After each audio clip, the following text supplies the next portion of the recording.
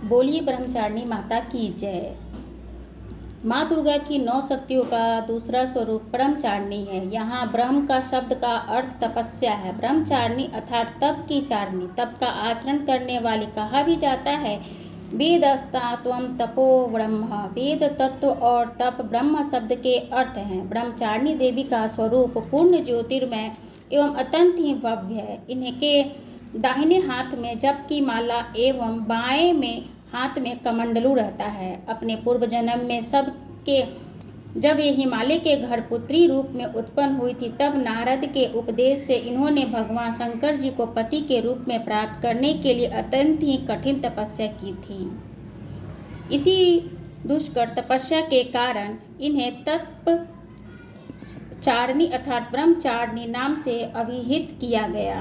1000 वर्ष उन्होंने केवल फल मूल खाकर व्यतीत किए थे। 100 वर्षों तक केवल शाक पर रहकर निर्वाह किया था। कुछ ही दिनों तक कठिन तपस्या रखते हुए खुले आकाश के नीचे वर्षा और धूप के भयानक कष्ट सहे।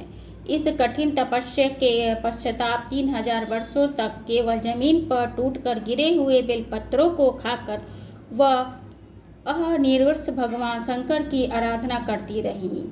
इन्हें बाद में उन्होंने सूखे बेलपत्रों को भी खाना छोड़ दिया। कई हजार वर्षों तक निर्जल और निराहार तपस्या करती रहीं। पत्तों को भी खाना छोड़ देने के कारण उनका नाम अपर्णा भी पड़ गया। कई वर्षों की इस कठिन तपस्या के कारण ब्रह्मचारिणी देवी का वह पूर्व जन्म शरीर एकदम क्षीण हो उठा था, अत्यंत ही कुशल हो गई थी। तथा उनकी ये दशा देखकर उनकी माता मैना अत्यंत ही दुखी हो उठी। उन्हें उस कठिन तपस्या के विरत करने के लिए आवाज दी, ओ माँ, अरे नहीं, ओ नहीं। तब से देवी ब्रह्मचारिणी का पूर्व जन्म का एक नाम उमा भी पड़ गया था। उन्हीं की एक तपस्या से तीनों लोकों में हाहाकार मच गया। देवता, ऋषि, सिद्धगण, मुनि, ब्रह्म सभी ब्रह्मचारिणी देवी की इस तपस्या को अभूतपूर्व पुण्य कृत्य बताते हुए उनकी सराहना करने लगे। अंत में पितामह ब्रह्मा जी ने आकाशवाणी के द्वारा उन्हें संबोधित करते हुए प्रसन्न स्वरों में कहा कि हे देवी, आज तक किसी ने ऐसी कठोर तपस्या नहीं की थी। ऐसी तपस्या तुम्ही से संभव थी। तुम्हारे इस लौकिक कृत्य की चतुर्थिक सराहना हो रही है। तुम्हारी मनोकामना सर्वतोभावेन परिपूर्ण होगी। भगवान चंद्रमौली शिव जी तुम्हें पति स्वरूप प्राप्त होंगे। अब तुम तपस्या से विरक्त होकर घर लौट जाओ। शीघ्र ही तुम्हारे पिता तुम्हें बुलाने आ रहे हैं।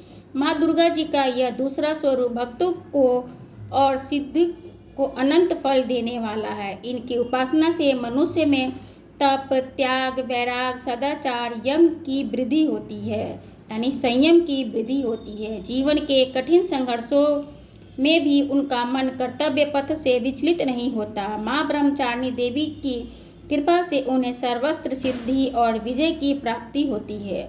दुर्गा पूजा के दूसरे दिन इन्हीं के स्वरूप की उपासना की जाती है।